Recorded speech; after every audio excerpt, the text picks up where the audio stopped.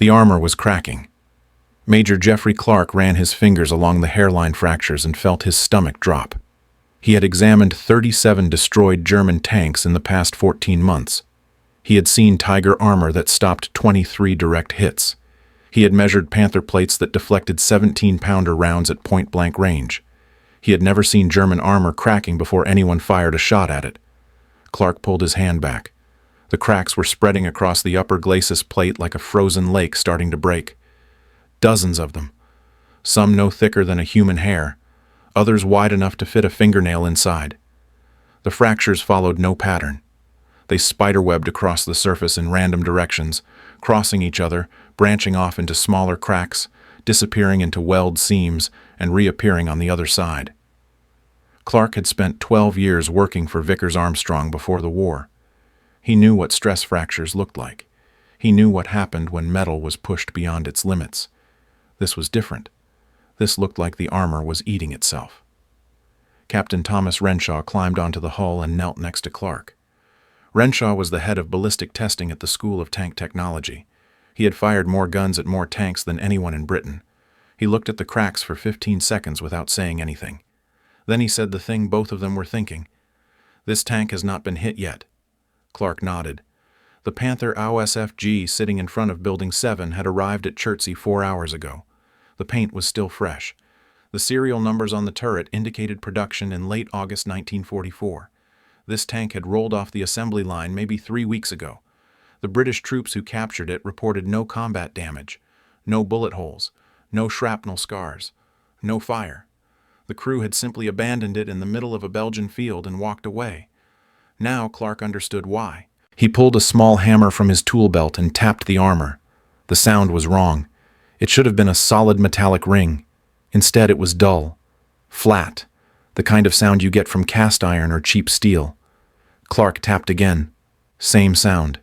He moved 6 inches to the right and tapped again.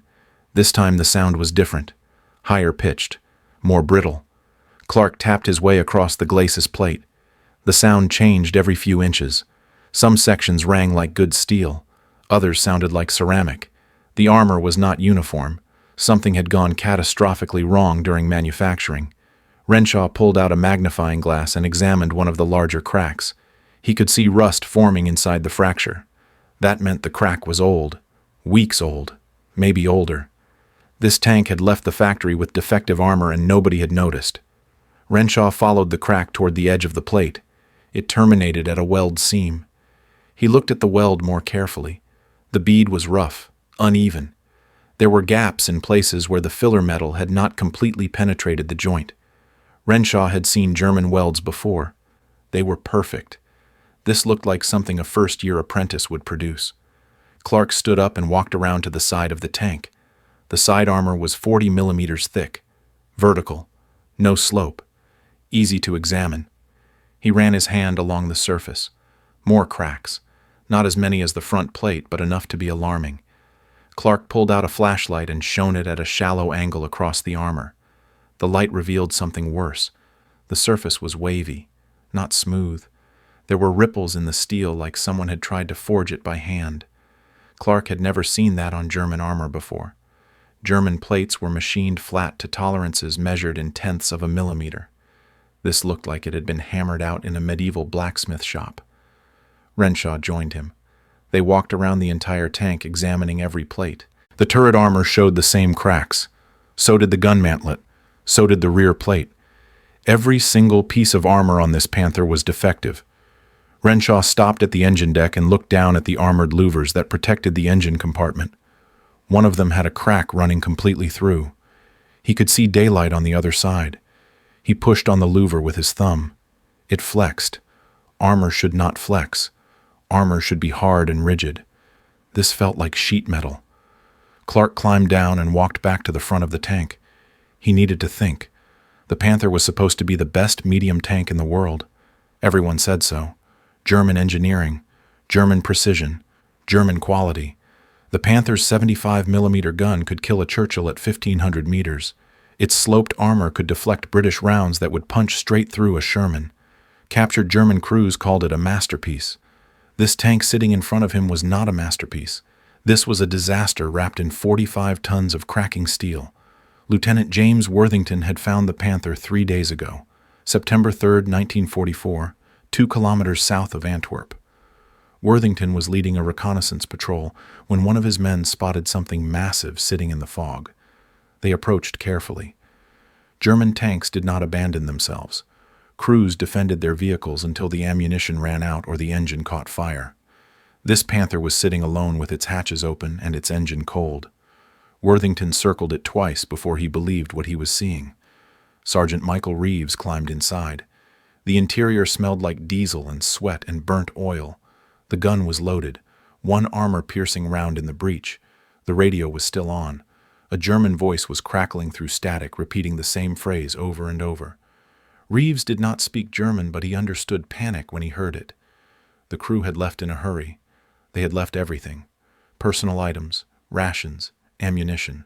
The only thing missing was the commander's logbook. Worthington found it 20 meters from the tank, lying in the mud. The leather cover was soaked, but the pages inside were still readable. The last entry was dated September 2nd. The handwriting was neat. German efficiency extended to record keeping even in the middle of a battlefield.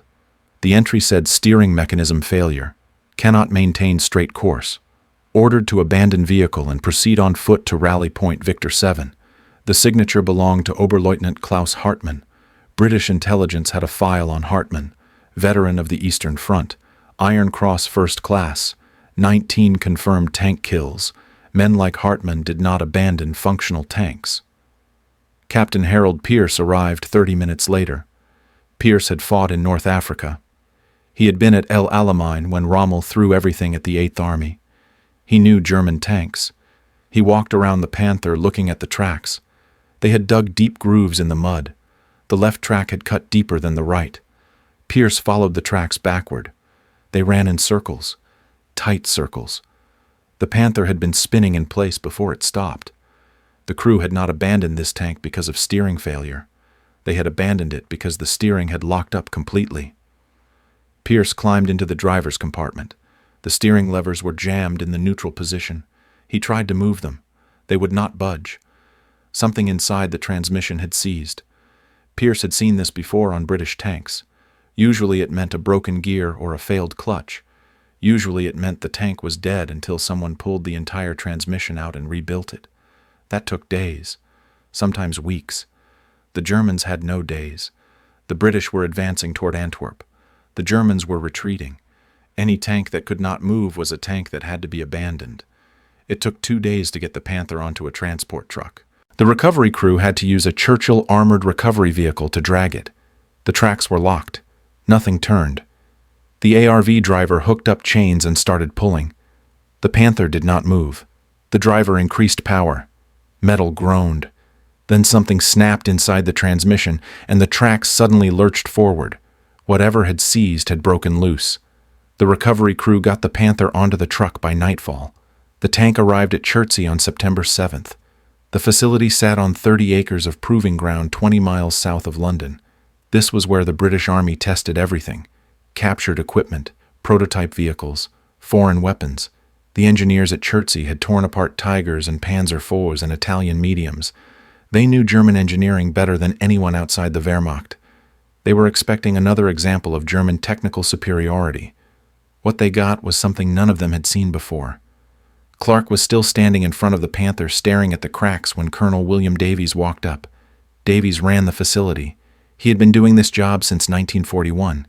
He had seen every type of tank the war had produced. He looked at the glacis plate. He looked at Clark. He asked the question both of them needed answered. How bad is it? Clark did not know yet. The cracks were bad. The welds were bad. The surface finish was bad. But he needed to know if this was an isolated problem or something systemic. He needed to test the armor. He needed to shoot at it. He needed to see what happened when a high-velocity round hit steel that was already failing. Clark had a terrible feeling he already knew the answer. Renshaw was already setting up the test. He had called over to the armory and requested a 17-pounder anti-tank gun. The gun crew wheeled it into position 300 meters from the Panther. Renshaw loaded an armor-piercing round. He was going to shoot the side armor first, 40 millimeters vertical. Easy penetration at this range. The 17-pounder could punch through that at 1,000 meters. At 300 meters, the round would go through both sides and come out the other end. Renshaw wanted to see what happened to the armor when it got hit. Clark put on ear protection and stepped back. Renshaw aimed the gun. He was targeting a spot on the side hull about 2 feet behind the driver's compartment. No cracks visible in that area. Clean steel. If the armor was going to hold anywhere, it would hold there. Renshaw checked his sight picture one more time. Then he fired. The sound was enormous. The 17-pounder kicked back hard enough to move the trail spade 6 inches through the dirt. The armor-piercing round crossed 300 meters in less than half a second and hit the Panther's side armor at 2,900 feet per second. The round punched through. That was expected. What happened next was not. The armor plate cracked. Not around the impact point. The entire plate. A fracture line appeared at the top edge and propagated downward at the speed of sound. It reached the bottom edge and kept going. The plate split into 2 pieces, then 3, then more. The cracks branched and crossed and multiplied. Within 2 seconds, the entire side plate had shattered into fragments. Some pieces stayed attached to the frame. Others fell off and hit the ground with metallic clangs that echoed across the proving ground. Clark watched a 40-millimeter armor plate that weighed over 300 kilograms disintegrate like glass. Nobody said anything for 10 seconds. Renshaw lowered his binoculars. Clark walked toward the Panther. He could see the damage now. The armor had not just cracked. It had fractured along grain boundaries. Brittle fracture. The kind of failure you get from low-quality steel or incorrect heat treatment. Clark picked up one of the pieces that had fallen off. The fracture surface was crystalline, shiny. The grain structure was coarse and irregular. This was not properly forged armor plate. This was junk. Davies was standing next to Clark now. He was looking at the shattered armor with an expression Clark had never seen on the colonel's face before. It was not surprise. It was not confusion. It was something closer to horror. Davies had spent 4 years studying German tanks. He had written reports praising their engineering. He had warned British tank designers that they were falling behind. Now he was looking at evidence that everything he thought he knew about German armor was wrong. Clark asked the question they were all thinking. How many Panthers are out there with armor like this? Davies did not answer immediately. He was doing calculations in his head. Intelligence estimates said the Germans had produced over 4,000 Panthers by September 1944. Most of them had been built in the past year. If the armor quality had collapsed sometime in 1944, then a substantial percentage of the Panther force was riding around in tanks with defective armor. Tanks that looked invincible but would shatter when hit. Tanks that German crews trusted with their lives. Davies finally answered. He said they needed more samples. They needed to test every captured Panther they could find. They needed to know if this was widespread or isolated to one factory. They needed to know when the quality collapse started. They needed to know if the Germans knew. And they needed to know if other German vehicles had the same problem. Clark was already thinking about the implications. If Panther armor was failing, then maybe Tiger armor was failing too. Maybe all late-war German armor was compromised. The British had been avoiding Panthers whenever possible because their armor was too good. Now it turned out the armor was made of steel that cracked like ceramic. That changed everything. Renshaw walked over holding another fragment. This piece had come from near the weld seam. He showed it to Clark. The fracture had propagated right through the weld. The filler metal had shattered just like the base metal. The entire structure was compromised. Renshaw said something that made Clark's blood run cold. If this armor is this bad on the outside, we need to see what is happening on the inside. Clark knew what that meant. They needed to cut the tank apart. They needed to section the armor plates and examine the internal structure. They needed to run metallurgical tests, chemical analysis, hardness measurements, microscopic examination. They needed to document everything because nobody was going to believe this without overwhelming evidence. The German Panther was supposed to be the pinnacle of tank design. Sleek, powerful, deadly. The tank sitting in front of Clark was none of those things. It was a 45-ton monument to industrial collapse. And if this was what German engineering looked like in September 1944, then the war was already over. The Germans just did not know it yet. The saw blades screamed. Major Jeffrey Clark pressed the cutting wheel into the Panther's glacis plate and watched metal shavings spray across the workshop floor like silver blood. His hands were shaking, not from the vibration of the tool, from what he was about to discover. September 8th, 1944. 18 hours after Clark found the cracks. Building 7 at the School of Tank Technology was packed with officers from London, intelligence analysts, weapons experts, a brigadier whose name Clark did not catch. They stood in a semicircle around the Panther, waiting for Clark to prove he was not insane, waiting for him to explain how German armor could be cracking before anyone shot at it. The cutting wheel bit deeper. The steel resisted. Then suddenly it did not. The blade punched through and the sample came free. Clark shut off the motor. The silence was immediate and total. He picked up the section with both hands. 40 pounds of armor plate cut from the glacis, the most protected part of the most feared tank in the German arsenal. Clark carried it to the examination table and placed it under the microscope. He adjusted the focus, looked at the grain structure. His stomach dropped. Captain Thomas Renshaw was standing behind him. Renshaw had a degree in materials science from Cambridge. He had examined more armor samples than anyone in Britain. Clark stepped away from the microscope without speaking. Renshaw took his place. He looked for 30 seconds. Then he straightened up and said 3 words that made everyone in the room go silent. "This is catastrophic." The grain structure was wrong.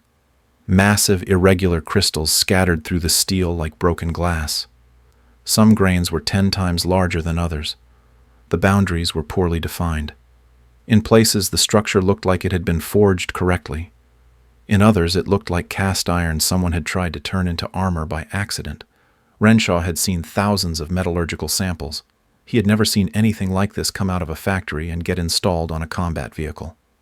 Colonel William Davies stepped forward. He ran the facility. He had spent 4 years studying German tanks and writing reports about their technical superiority. Now he was looking at evidence that everything he knew was wrong. He asked the question everyone needed answered. "What does this mean?" Renshaw explained slowly. "Armor starts as raw steel. You heat it to 900 degrees Celsius until the crystal structure transforms. You quench it in oil or water to lock the structure into hard, brittle martensite. Then you heat it again at lower temperature to reduce brittleness. The process requires precise control. Temperature, time, cooling rate. Get it wrong and the armor fails." Renshaw pointed at the sample. This steel was heated, but the quench was incomplete. Some areas transformed to martensite. Others stayed soft. The result was armor with no structural integrity. Hard zones that crack when hit, soft zones that deform. The plate was weaker than raw steel. Davies asked how this could happen. German metallurgy was the best in the world. Renshaw did not have an answer yet, but he had a theory. Something catastrophic had happened to German steel production in the past few months. Clark moved to the Rockwell hardness tester. He placed the sample down and lowered the diamond indenter onto the surface. The machine measured how far the diamond penetrated under standard load. He took 10 measurements across the sample at regular intervals. Each time he recorded the number, his expression got worse. When he finished, he turned to face the room. The hardness varies by 40%. In one spot, it measures 320 Brinell. That is correct for armor. 6 inches away, it measures 190 Brinell. That is barely harder than structural steel. This plate is not uniform. It is a patchwork pretending to be armor. One of the intelligence officers asked if Clark was certain. Clark did not answer. He just took 5 more measurements and showed everyone the results. The numbers did not change. Renshaw was running chemical analysis on shavings from the saw cut. He used a spectrometer to break down the composition. The results came back 30 minutes later. Renshaw read them twice. Then he read them a 3rd time. Then he showed them to Clark. Clark felt something cold settle in his chest. The carbon content is 0.57%. Armor should be 0.3%. High carbon makes steel brittle. You cannot make armor from this. The chromium is 1.4%. Should be 2%. The nickel is almost 0. Should be 1%. The molybdenum is completely missing. Should be 0.3%. This armor is missing every critical alloying element. Without them, the steel cannot develop proper toughness no matter how carefully you heat treat it. Davies asked where the molybdenum went. Renshaw said it probably was never there. Molybdenum was rare. Germany imported most of it before the war. The sources were cut off by 1943. The steel mills had been trying to make armor without it. They had failed. The armor on this Panther should never have left the factory.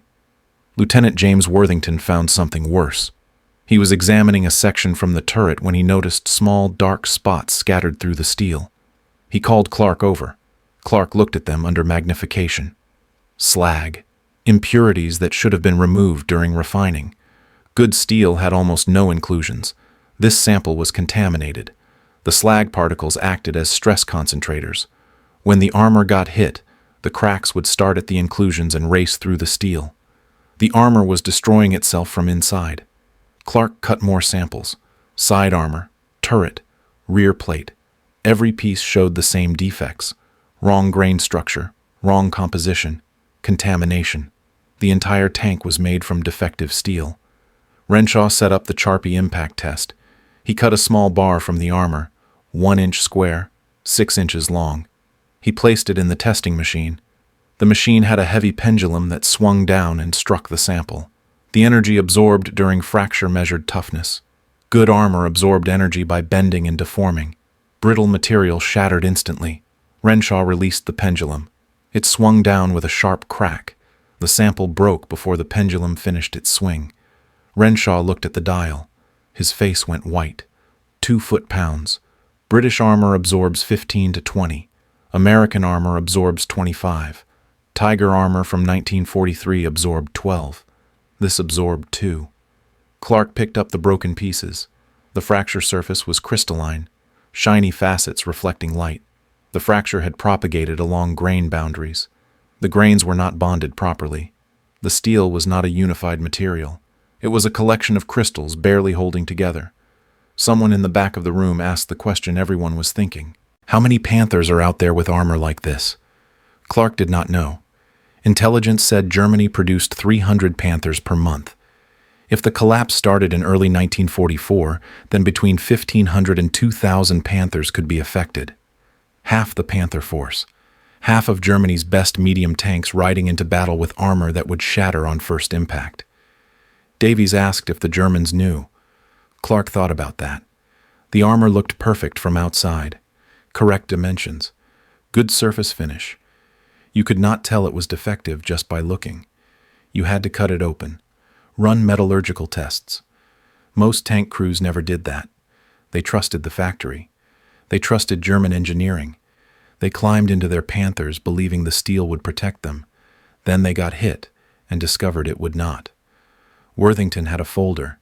Intelligence reports from 2nd Army. He opened it and started reading. A Sherman unit engaged 3 Panthers near Eindhoven on September 5th. The Sherman fired a 75mm round at 400 meters, side hit. The round penetrated, expected. What happened next was not. The Panther's side armor cracked. A fracture line raced from impact point to the top of the hull. The armor plate split into 3 pieces. 2 fell off completely. The Panther caught fire. The crew tried to bail out. Only the driver made it. There were more reports.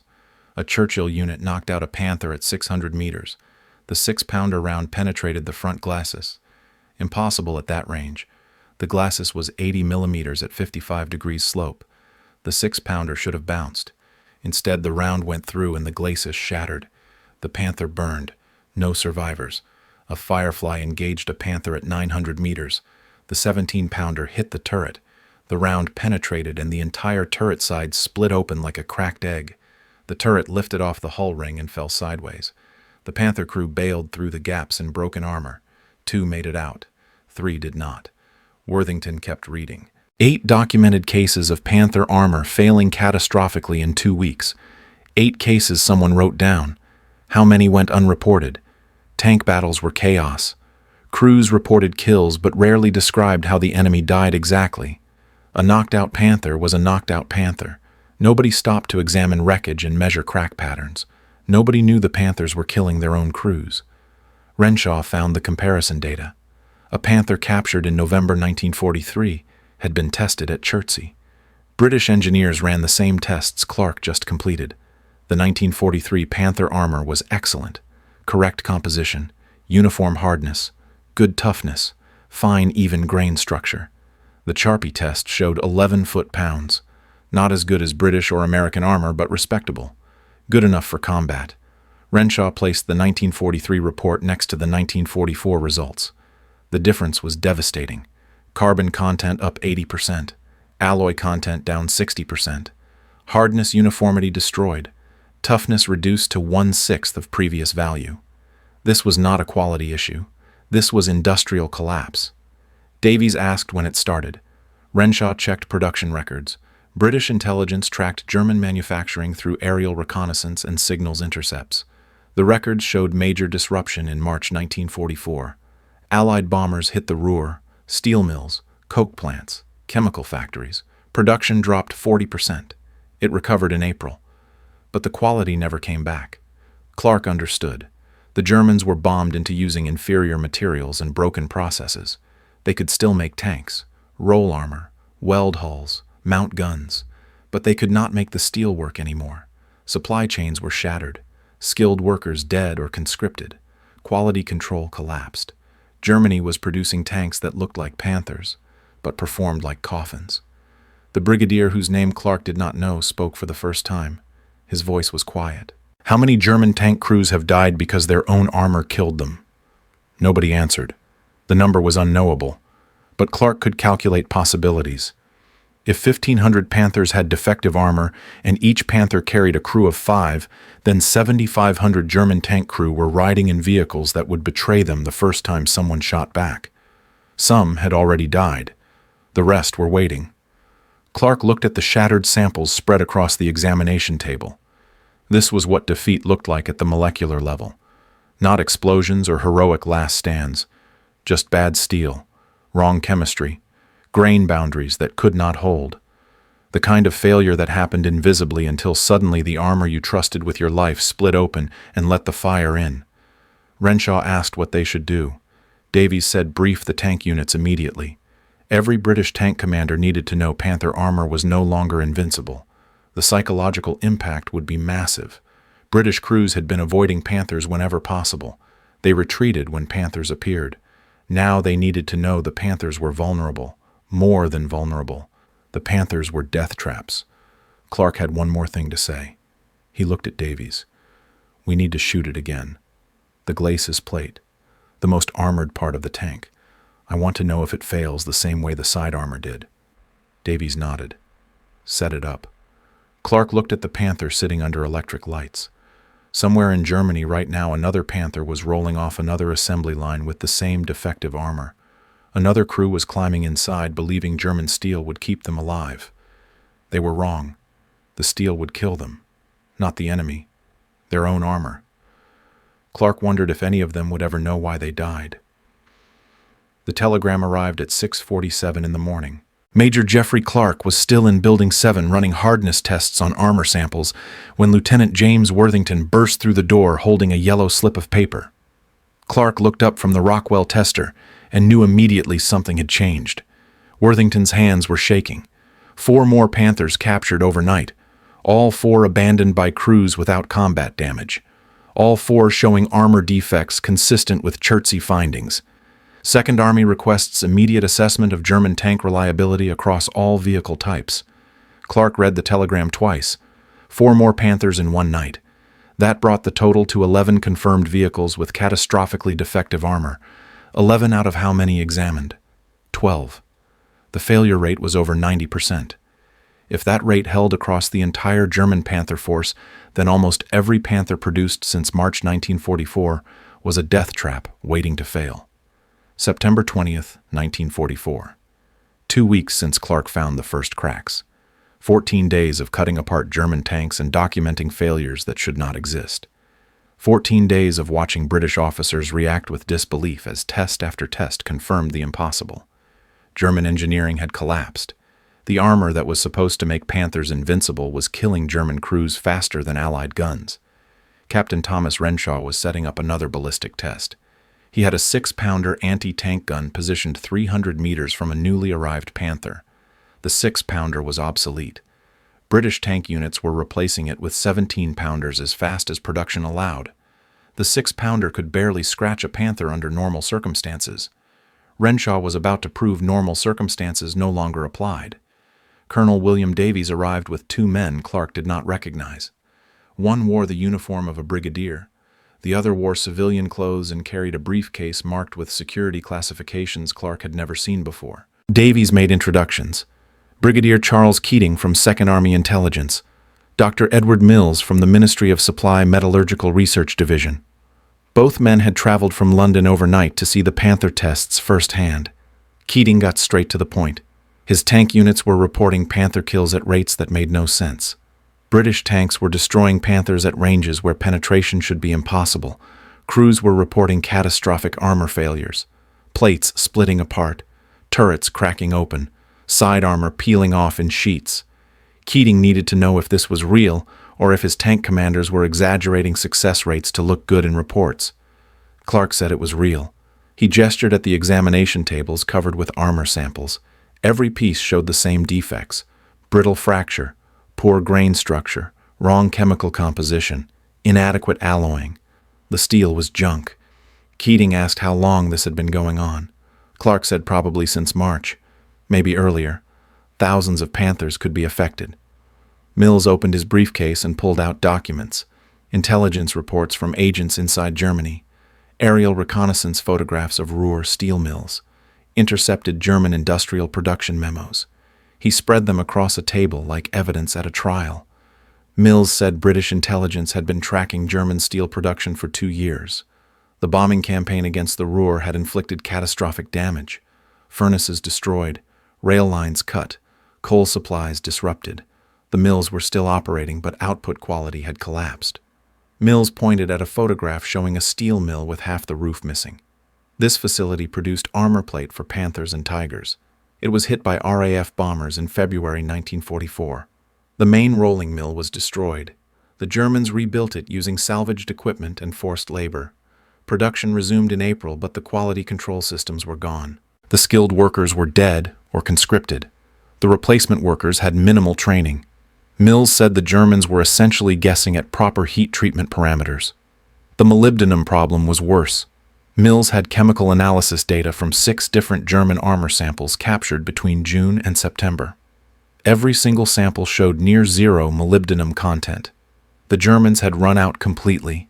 They were trying to compensate by increasing carbon and chromium, but the chemistry did not work. High carbon without molybdenum produced brittle steel that shattered under impact. The Germans knew this. They built the tanks anyway. Keating asked why. Mills said desperation. Germany was losing the war. They needed tanks. Defective tanks were better than no tanks. The German command structure had made a calculated decision to accept reduced armor quality in exchange for maintained production numbers.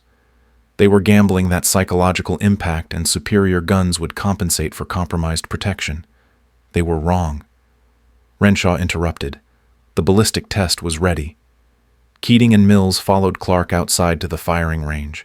The Panther sat 300 meters away looking pristine and deadly. The 6-pounder was loaded with standard armor-piercing ammunition. Nothing special, nothing experimental. The same rounds British tank crews had been using since 1942. Renshaw aimed at the Panther's side armor, 40 millimeters vertical. Under normal circumstances, the 6-pounder could penetrate at this range, but barely. The round would punch through and maybe wound someone inside. It would not destroy the tank. Renshaw fired. The sound cracked across the proving ground. The round hit the Panther's side hull about 2 feet behind the driver's position. The penetration was instant. Expected. What happened next made Keating take 3 steps backward. The entire side armor plate cracked. A fracture line appeared at the impact point and raced upward. It reached the top of the hull in less than a second. Then it branched. Multiple cracks spreading in different directions. Within 5 seconds, the plate had shattered into 7 separate pieces. 3 fell off completely and hit the ground with metallic crashes that echoed across the range. The Panther's interior was completely exposed. Keating could see the transmission, the ammunition racks, the driver's seat torn apart by fragmentation from the armor itself. Nobody spoke for 10 seconds. Mills walked toward the Panther like a man approaching a crime scene. He examined the fracture patterns, touched the broken edges, picked up one of the pieces that had fallen off. The fragment weighed maybe 80 pounds. Mills turned it over in his hands, looking at the crystalline fracture surface. He said something so quietly Clark almost missed it. "This is not armor. This is industrial waste shaped like armor." Keating was still staring at the destroyed Panther. He asked how many German tank crews had died because their armor did this. Clark said the number was unknowable, but he could make estimates. If 2,000 Panthers had defective armor, and each Panther carried 5 crew, then 10,000 German tank crew were at risk. Some had already died. The combat reports Clark had seen described armor failures resulting in complete crew loss. Turrets splitting open, glacis plates shattering, side armor separating. When the armor failed, the internal fragments were as deadly as the incoming round. German crews were being killed by their own steel. Mills wanted to know if other German tanks were affected. Clark said probably. The steel came from the same mills. If Panther armor was defective, then Tiger armor was probably defective too, and Panzer IV armor, and self-propelled guns, and everything else Germany was building. The collapse was not limited to one vehicle type. It was systemic across the entire German armored force. Keating asked what this meant strategically. Davies answered, "It meant German armored capability was overstated. British tank units had been operating under the assumption that Panthers and Tigers were nearly invulnerable from the front. Tactics were built around that assumption. Units avoided direct engagement. They flanked. They waited for air support. They called in artillery. Now Davies was saying those tactics were obsolete. German armor could be engaged directly. Frontal attacks were viable. The psychological advantage Germany had maintained for 2 years was gone. Mills had a different concern. He asked if the Germans knew their armor was defective. Clark said some of them must know. The interrogation of Oberleutnant Friedrich Weber had confirmed German tank crews were aware of armor failures. They were discussing it among themselves. They knew the steel was betraying them. But they kept fighting because refusing meant court-martial or execution. The German command structure was using fear to keep crews in defective tanks. Keating said that was leverage, psychological warfare. If German tank crews knew their armor was compromised, they would hesitate. Morale would collapse. Units would refuse to engage. Keating wanted to broadcast the truth, use radio propaganda to tell German crews their own command was sending them into battle in death traps, make them understand their armor would kill them before British guns ever got the chance. Mills disagreed. He said broadcasting the information would alert German command to the problem. They would investigate. They might discover the source. They might fix it. Better to let the Germans keep producing defective armor while British tank units quietly exploited the weakness. Mills said the strategic advantage of keeping Germany ignorant outweighed the psychological impact of breaking German morale. Clark listened to both arguments and realized neither man was entirely right. The information would get out regardless. German tank crews were already talking. Soviet forces were capturing Panthers too. The Soviets would run their own tests. They would discover the same defects.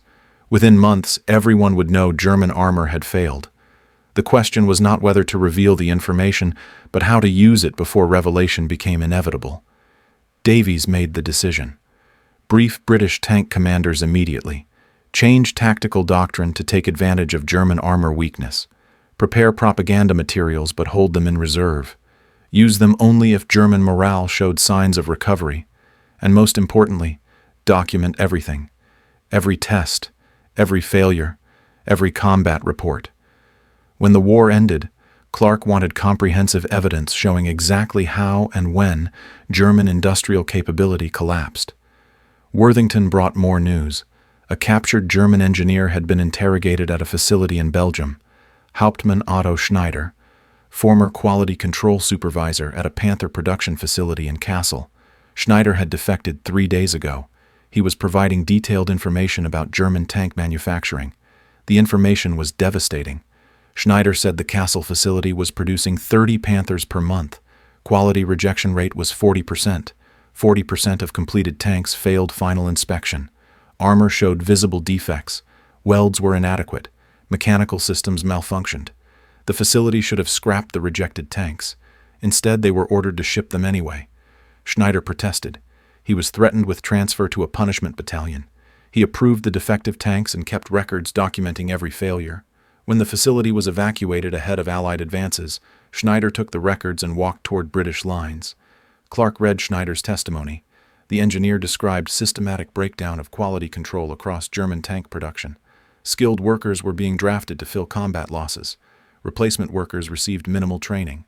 Testing equipment was wearing out and not being replaced. Raw materials were substandard. The factories were under pressure to maintain production numbers regardless of quality. Schneider estimated that 60% of Panthers produced since June 1944 had significant defects. Not all were armor-related. Some had transmission problems. Some had engine issues. But all of them were being shipped to frontline units as combat-ready vehicles. Mills wanted Schneider brought to England immediately. The engineer's testimony would provide evidence for post-war prosecutions. German command had knowingly sent troops into battle with defective equipment. That was criminal negligence at minimum. Combined with armor test data from Chertsey and combat reports from British tank units, the case was overwhelming. Germany had sacrificed its own soldiers to maintain the appearance of military capability. Keating was more interested in immediate tactical implications. If 60% of German Panthers were defective, then German armored strength was overstated by half. Intelligence estimates of German tank divisions needed to be revised downward. Attack plans could be more aggressive. Keating said this information could shorten the war by months. Clark was not so optimistic. The Germans still had functional tanks. They still had skilled crews. They still had superior guns and optics. The armor defects were a major weakness, but they were not the only factor in tank combat. British units would still face dangerous opponents. The difference was psychological. British crews would stop fearing Panthers. They would engage with confidence. That mental shift was worth divisions. The sun was setting. Clark walked back to Building 7. The shattered Panther sat on the test range surrounded by fragments of its own armor. Clark thought about the crew who had originally manned this tank. 5 men who climbed inside believing German engineering would protect them. Did they know the armor was defective? Did they trust it anyway because they had no choice? Did they die wondering why the steel betrayed them? Clark would never know their names. They were statistics, enemy casualties, kill confirmations in some British unit's combat report. But they were also men who were betrayed by their own command structure and industrial system. Men who fought with courage in machines designed to fail. Clark found no satisfaction in that. Victory built on enemy mistakes was still victory, but it tasted wrong. Renshaw joined him. The 2 men stood looking at the destroyed Panther as darkness fell. Renshaw said something Clark had been thinking for days. We won this war in the steel mills, not on battlefields. Germany lost when their furnaces started producing junk, and they kept building tanks from it anyway. Clark nodded. Wars were decided by logistics and production and supply chains. The dramatic moments were just consequences of decisions made in factories and foundries and planning offices. Germany had chosen production numbers over quality. They had gambled that quantity would compensate for defects. They had lost that gamble. Their tanks were falling apart under fire. Their crews were dying. And the British engineers at Chertsey had documented every failure. Clark went back inside. He had one more report to write. A comprehensive summary of German armor defects for distribution to Allied intelligence. 40 pages. Tables showing chemical composition. Graphs plotting hardness variations. Photographs of fracture surfaces. Combat reports. Testimony from captured engineers. Everything needed to understand exactly how completely German armor had failed. He finished at midnight. The report would go to London in the morning. From there it would spread through Allied command structures. Tank commanders would read it. Intelligence officers would analyze it. Historians would reference it decades later, trying to understand how Germany lost the war. Clark hoped they would see the real story, not just battlefield defeats, but industrial collapse, not just tactical errors, but systemic failures in manufacturing and quality control. The war was won by engineers who could make good steel and lost by engineers who could not. Clark turned off the lights and locked Building 7. Outside, the Panther sat in darkness. Tomorrow they would cut it apart and examine every weld and plate and component. They would document more failures. They would add more evidence to the growing pile showing German capability was hollow. But tonight Clark was tired. He had spent 2 weeks cutting apart tanks and discovering the enemy was already defeated by their own incompetence. That should have felt like victory. Instead, it just felt sad. Unteroffizier Franz Weber died at 8:23 in the morning. He was 22 years old. He had been a Panther driver for 6 weeks. The Sherman Firefly that killed him fired from 800 meters. Single round. 17-pounder armor piercing. The round hit the glacis plate 2 feet from where Weber sat at his controls. The armor cracked instantly. The glacis split into 3 pieces. One piece weighing 80 kilograms fell inward and crushed Weber's legs. Another piece fragmented. The fragments moved at 400 meters per second and cut through Weber's chest like knives. He died before the penetrating round even entered the fighting compartment. His own armor killed him faster than the enemy shell. September 25, 1944. 5 days after Major Jeffrey Clark's report reached 2nd Army headquarters, Lieutenant James Worthington was reading the after-action report from the 2nd Northamptonshire Yeomanry when he found Weber's name. The Sherman crew had captured 2 surviving members of Weber's Panther. During interrogation, one of them said Weber had been complaining about cracks in the armor for 3 days. Weber had reported it to his commander. His commander said all the Panthers had cracks. Weber asked if they were going to get a different tank. His commander said no. Weber climbed back into the Panther because refusing meant court-martial. 3 days later, the armor he had been complaining about fell on him and killed him. Worthington showed the report to Clark. Clark read it twice. He asked if there were more reports like this. Worthington said yes. 17 Panthers destroyed in the past 24 hours. All 17 showed catastrophic armor failure. Clark asked about crew casualties. Worthington checked his notes. 43 German tank crew confirmed dead. Another 12 wounded. 8 captured. The numbers were higher than normal because the armor was fragmenting inward. German crews were being killed by their own steel. Clark walked to the window overlooking the test range. The shattered Panther they had shot 5 days ago was still sitting there. The glacis plate had split into a dozen pieces. Some were still attached to the hull. Others had fallen off. Clark thought about Franz Weber sitting in an identical tank watching cracks spread across armor that was supposed to protect him. Weber had known the steel was defective. He had climbed into the tank anyway. Then the armor killed him. Captain Thomas Renshaw arrived with photographs. Battlefield recovery teams were documenting destroyed Panthers. Renshaw spread the photographs across the examination table. Clark looked at them one by one. Most showed the same pattern. Armor fractured along grain boundaries, crystalline fracture surfaces, cracks radiating from impact points. But one photograph was different. It showed a Panther turret that had been hit on the side. The round had not fully penetrated. Instead, the crack had propagated around the entire turret. The turret had split horizontally. The top half had fallen off. Inside, Clark could see 3 bodies. The loader was missing his head. The gunner was folded backward at an impossible angle. The commander was still in his seat, but his chest was open. The armor fragments had done that. Clark looked away. Renshaw said something quietly. The round that hit this tank was a 75 millimeter from a Sherman, standard AP. It should not have cracked the turret. It definitely should not have split it in half. But the steel was so brittle that one hit caused catastrophic structural failure. The 3 men inside died from armor fragments before fire or secondary explosions ever reached them. Colonel William Davies entered with a visitor, Lieutenant Colonel James Moore from the Royal Armoured Corps. Moore commanded a tank battalion. He had been fighting since Normandy. 42 British tanks lost, 81 men dead. Moore had come to Chertsey to understand why his losses were so high and why German losses were suddenly becoming much higher. Davies showed Moore the test results, the fractured samples, the chemical analysis, the hardness measurements, the combat photographs. Moore looked at everything for 15 minutes without speaking. Then he asked the question Clark had been expecting. How many of my men died because nobody knew Panthers were vulnerable? Clark said there was no way to calculate exact numbers, but Moore's battalion had been using tactics based on the assumption that Panther armor could not be penetrated frontally. Those tactics meant flanking, longer engagement times, more exposure to German guns. If Moore had known earlier that Panthers were vulnerable, his crews could have engaged directly. British losses would have been lower. Moore asked how much lower.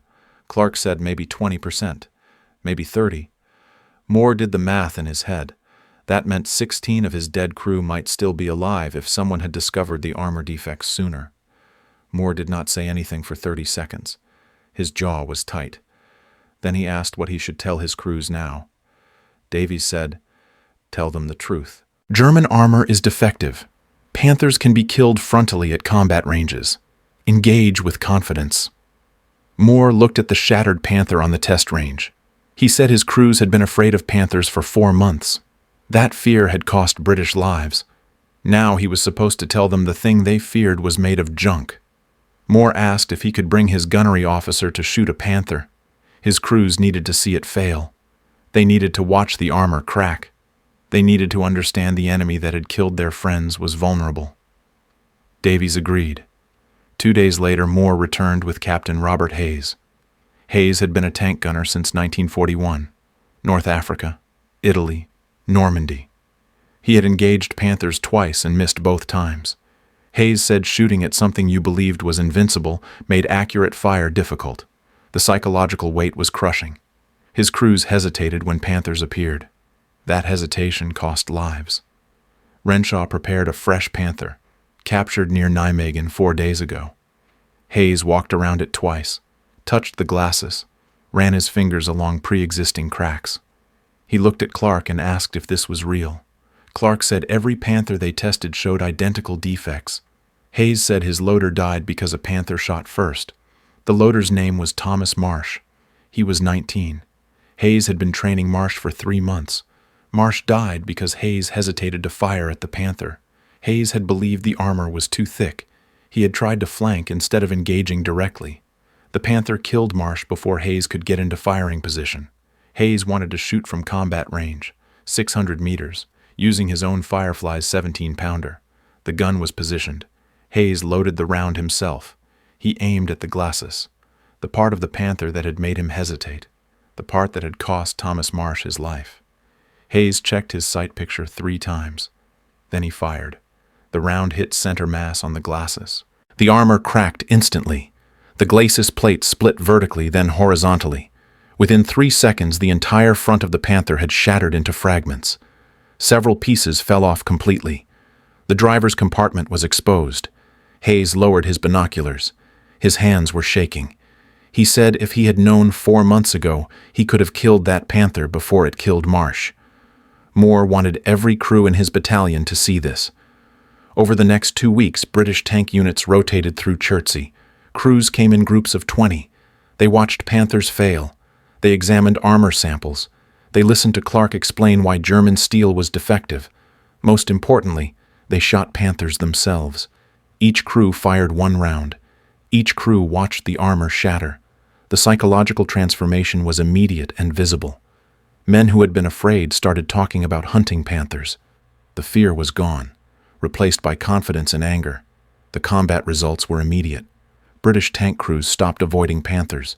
Engagement rates increased. Kill ratios shifted dramatically. September kill numbers were 48 Panthers destroyed by British forces. October numbers were 92.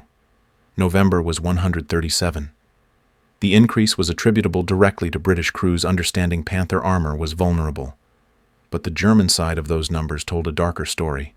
Clark received intelligence summaries daily. German radio intercepts showed confusion and panic. Panther commanders reporting impossible penetrations. Armor failing at ranges that made no sense. Some crews were refusing to engage. Others were abandoning tanks before combat even started. German command was demanding explanations. Nobody had answers. The steel mills were still producing defective armor. The problems were not being fixed. Worthington found more interrogation reports. Captured German tank crews talking about armor failures. One Panther commander said his crew had lost faith in the tank after watching another Panther's glacis crack from a single hit. The commander said morale collapsed. His crew went into battle knowing the armor might fail. They knew every engagement could end with the steel shattering and fire coming inside. They fought anyway because refusing meant execution. Another captured crew member described watching his company lose 3 Panthers in one engagement. All 3 suffered catastrophic armor failure. One Panther was hit on the turret side. The entire turret cracked open like an egg. The commander and gunner died instantly from armor fragments. The loader survived long enough to bail out. He was on fire. The crew member said that was when he stopped trusting German engineering. Clark compiled the combat statistics. British tank losses decreased 34% in October compared to September. German Panther losses increased 81%. The math was clear. Clark's discovery had saved approximately 200 British tank crew lives in 1 month. That number would continue growing, but every British life saved meant a German life lost. Clark kept thinking about Franz Weber, 22 years old, dead because his own armor fell on him. Weber had complained about the cracks. His commander ignored him. The German military knew the armor was defective and sent crews into combat anyway. Soviet forces were capturing Panthers on the Eastern Front. Their metallurgical tests matched Chertsey findings exactly. Brittle steel, wrong composition, catastrophic fracture. The Soviets shared the information with their tank units. German Panthers now faced enemies on both fronts who understood the armor would fail. The psychological advantage was completely gone. Clark received a request from British intelligence. They wanted to use the armor failure information for propaganda. Broadcast the truth to German tank crews. Tell them their own command was sending them into battle in death traps. Break their morale. Make them refuse to fight. The intelligence officer who delivered the request said this could shorten the war. Clark read the proposal and felt sick. Using the truth as a weapon meant profiting from German command's willingness to sacrifice their own men. It was good tactics. It was also exploiting the fact that soldiers like Franz Weber were dying because their leadership valued production numbers over crew survival. Renshaw asked Clark what he thought. Clark said he did not know. His job was to test enemy equipment and report weaknesses. He had done his job. British lives were being saved. But the mechanism felt wrong. German crews were being killed by industrial failures their own command knew about and ignored. Clark was exploiting those failures. That was war. It was also profiting from systematic betrayal. Davies approved the propaganda program. Within a week, Allied radio broadcasts were telling German tank crews their armor was defective. The broadcasts described the metallurgical defects, explained why the armor cracked, told German crews they were sitting in death traps. The psychological impact was significant. German radio intercepts showed increased desertion rates. More Panthers abandoned without combat. German command tried to counter the propaganda by claiming it was lies. But German tank crews knew it was not lies. They had watched their own armor fail. They had seen friends die from steel fragments. The propaganda was just confirming what they already suspected. Clark wrote a comprehensive report documenting October combat results. 68 pages. Every engagement, every kill, every armor failure. The conclusion was simple. German Panther armor is no longer combat effective. British forces should engage German armored vehicles with confidence. The Panther is no longer a threat justifying tactical caution. The report went to Churchill. The Prime Minister read it and sent a note back. Well done. Your work has saved British lives. Clark kept the note in a drawer. He did not frame it. He went back to Building 7 and looked at the photographs of destroyed Panthers. He thought about Franz Weber and Thomas Marsh, one killed by his own armor, one killed because his gunner feared enemy armor, both dead because steel either failed or was believed to be stronger than it was. Renshaw found Clark standing at the window. He asked if Clark felt guilty. Clark said he felt like he was reading death certificates from both sides. British deaths decreasing meant German deaths increasing. The war was being won. British lives were being saved. But the cost was paid by men like Weber who climbed into defective tanks because refusing meant execution. Clark said victory built on enemy self-destruction still felt like victory, but it tasted like ashes. The reports kept coming. More shattered Panthers, more dead German crews, more British tank units engaging with confidence. Clark kept testing, kept documenting. Building 7 filled with armor samples showing identical defects. The pattern never changed. Every Panther produced after March 1944 had steel that would kill its own crew when combat came. Clark wondered how many more Franz Webers were sitting in Panthers right now watching cracks spread across armor that would soon fall on them. He wondered if any of them would survive long enough to learn their own command had known all along the steel was defective and sent them into battle anyway. The German engineer arrived at Chertsey on December 3, 1944. His name was Hauptmann Otto Schneider. He was 41 years old. He had worked in steel mills for 23 years. For the past 18 months, he had been quality control supervisor at the German Panther production facility in Kassel. 3 weeks ago, Schneider had walked away from his post and surrendered to British forces. He brought documents, production records, quality control reports, metallurgical test results, evidence showing exactly how German armor failed and who knew it was failing. Major Jeffrey Clark met Schneider in Building 7. Schneider was thin. His uniform hung loose. His hands shook when he placed a leather case on the examination table. Inside were 8 folders organized chronologically, March 1944 through October 1944. 8 months documenting systematic collapse of German armor quality. Schneider said he kept duplicate records because someday someone would need to understand what happened. He said he was tired of sending men to die in tanks he knew were defective. Clark called Captain Thomas Renshaw and Colonel William Davies. The 3 British officers sat across from Schneider while he opened the first folder. March 1944. The folder contained quality control reports from Kassel, armor plate hardness measurements, chemical composition analysis, fracture toughness tests. The data showed sudden quality drop starting the second week of March. Hardness became non-uniform. Carbon content increased. Alloy content decreased. Schneider explained the steel supplier had changed. The original supplier in Essen was bombed. Production transferred to a facility in Dortmund that had been damaged and hastily repaired. The Dortmund steel was wrong from the start. Schneider tested the first delivery. Carbon too high. Molybdenum completely absent. He rejected the entire shipment. His supervisor overruled him. The supervisor said production quotas must be met. Rejecting steel meant missing quota. Missing quota meant the facility would be shut down. Workers would be drafted. Schneider approved the steel. Then he started documenting every defect. Clark looked at the test results. They matched Chertsey findings exactly. High carbon, low alloy content, poor grain structure. Schneider said it got worse. April folder showed further degradation. The Dortmund mill ran out of nickel completely. They used recycled scrap steel mixed with low-grade domestic ore. Chemical composition varied wildly from batch to batch. Schneider tested every batch, rejected 40%. His supervisor approved them anyway. Renshaw asked if Schneider reported this up the chain of command. Schneider said yes, multiple times. He wrote detailed reports explaining the steel was unsuitable for armor, included test data, photographs of fractured samples, recommendations to halt production until steel quality improved. The reports went to the facility director, then to Regional Armaments Command, then nowhere. Nobody responded. Production continued. Defective armor was installed on Panthers. The Panthers were shipped to frontline units. Schneider opened the June folder. This one contained field reports from Panther units.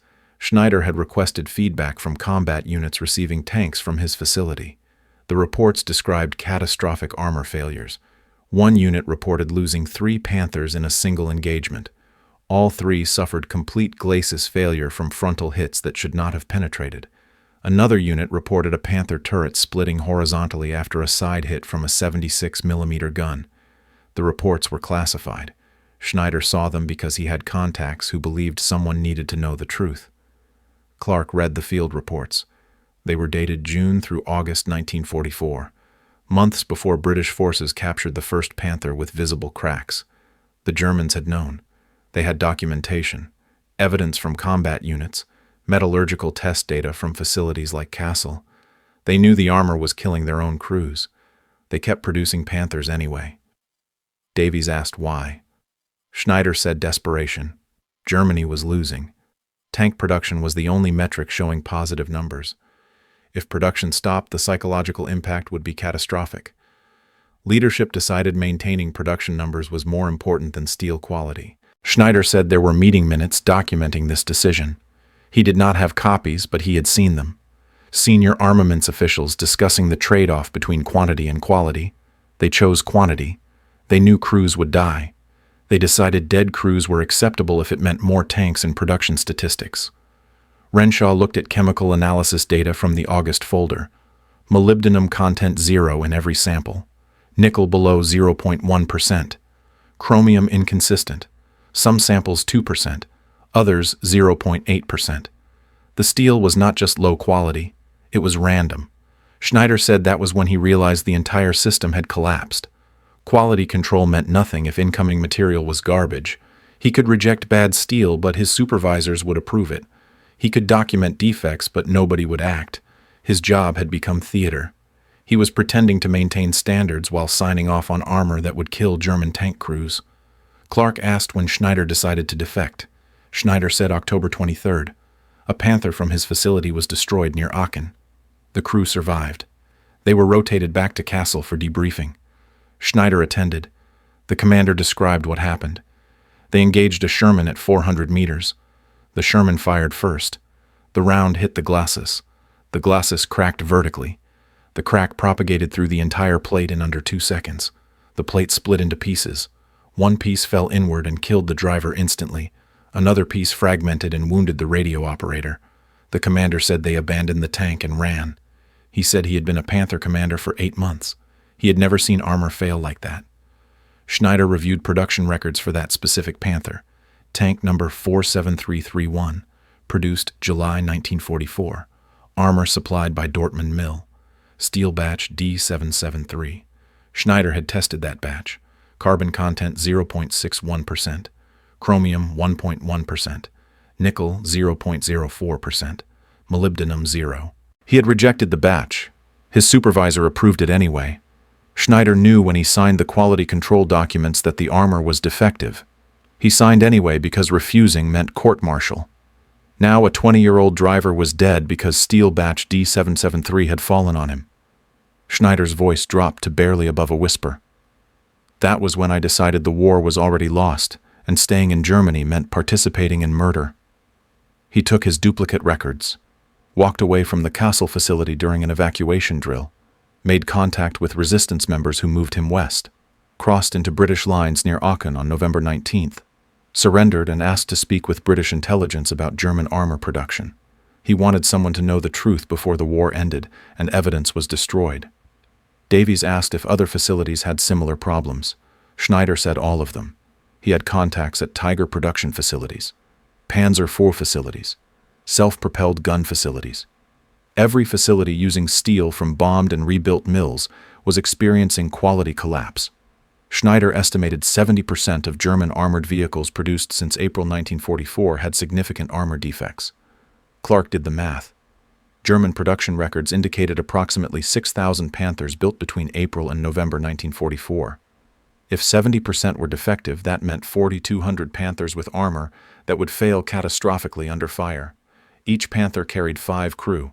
That meant 21,000 German tank crew at risk. Some had already died. Many more would die before the war ended, all because German leadership chose production numbers over steel quality. Renshaw asked if anyone tried to stop it. Schneider said some engineers refused to approve defective steel. They were transferred or arrested. One quality control supervisor at a facility in Munich was executed for sabotage after rejecting 3 consecutive steel shipments. After that, most engineers approved whatever steel arrived. Self-preservation outweighed professional ethics. Schneider said he understood why. He had done the same thing for 8 months before his conscience broke. Clark showed Schneider the armor samples from captured Panthers. Schneider examined them under microscope, looked at grain structure, fracture surfaces, chemical composition analysis. He said the samples matched his test results exactly. Seeing British data that confirmed his own findings made him feel sick and relieved simultaneously. Sick because it proved German crews were dying from defective armor. Relieved because now someone outside Germany knew the truth and could document it. Davies asked what Schneider wanted. Schneider looked at each British officer in turn. His eyes were red. He had not slept properly in weeks. I want my records preserved. I want someone to know that not everyone in Germany was complicit. Some people tried to maintain standards. Some people documented the truth even when nobody listened. After the war, there will be trials. People will claim they did not know. They will say they were following orders. I want evidence showing they did know. They chose production over safety. They sacrificed their own soldiers to meet quotas and maintain morale on the home front. He opened the last folder. Inside was a single document, a letter written in precise German handwriting. Schneider slid it across the table to Clark. This is addressed to whoever reviews the armor failure investigation after the war. I explain my actions. The pressure to approve defective steel. I name supervisors and officials who ordered me to ignore quality standards. I list dates and tank numbers of Panthers I knew had defective armor. At the end, I wrote something I need you to understand. Schneider's hands were shaking harder now. His voice cracked. I approved steel that killed men I never met. I kept records so someday someone would understand we knew. The system was designed to produce failures. I was part of that system. I do not ask for forgiveness. I ask that history. Remember, we knew what we were doing, and most of us did it anyway because the alternative was death. I chose life. Other men died because of that choice. This is the truth. The room was silent for 30 seconds. Clark looked at the letter, at Schneider's production records, at 8 folders documenting 18 months of systematic failure. This was evidence of something worse than battlefield defeat. This was evidence of a command structure that knowingly killed its own soldiers to maintain the illusion of industrial capability. Clark took custody of the documents. He would make sure they survived. He would make sure historians understood what happened. Not to excuse Schneider, not to condemn him either, to document the truth about impossible choices made in impossible circumstances. Schneider stayed at Chertsey for 3 weeks, helping Clark understand the industrial processes that had failed. He explained how steel mills operated, how quality control should work, how the German system collapsed under bombing and resource shortages and political pressure. Schneider said the tragedy was not that Germany lost the war. The tragedy was how many German soldiers died because their own leadership valued statistics over lives. On December 28th, Schneider was transferred to a prisoner of war facility. Before leaving, he shook Clark's hand. Thank you for listening. Thank you for preserving the records. Tell people what happened. Not to excuse me, to warn them, to make sure future engineers understand that maintaining standards matters even when the cost is personal. Clark promised he would. After Schneider left, Clark stood alone in Building 7, surrounded by armor samples showing identical defects. He thought about Franz Weber, who died when defective armor fell on him. About Thomas Marsh, who died because his gunner feared Panther armor. About Otto Schneider, who spent 8 months approving steel he knew would kill people. About the 4,000 German tank crew who died from armor failures their own command knew about. Clark compiled everything into a final report. 140 pages. Metallurgical analysis. Combat reports, statistical data, Schneider's production records, evidence of German leadership decisions prioritizing production over quality. The report's conclusion was 3 sentences. German armored capability has collapsed due to systematic industrial failure, combined with leadership decisions prioritizing production numbers over equipment quality. German tank crews are being killed by their own armor at rates exceeding combat losses from enemy fire. This situation will continue until German defeat. The report reached Churchill on December 18th. The Prime Minister sent it back with a note. This document will be preserved as evidence for post-war tribunals. Well done. Your work has saved British lives. Clark kept the note with Schneider's letter. 2 pieces of paper. One from the man who won the war. One from the man who lost it. Both acknowledging the same truth.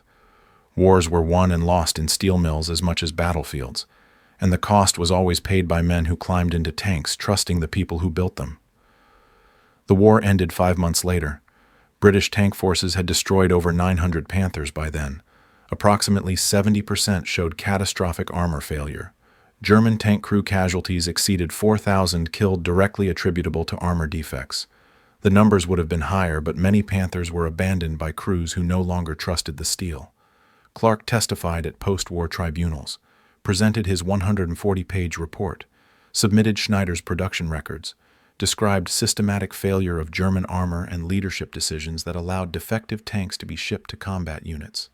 Several German armaments officials were convicted based partly on Clark's evidence. Schneider testified too, described his role approving defective steel, named officials who ordered him to ignore quality standards, submitted his own records showing exactly when he knew the armor was bad.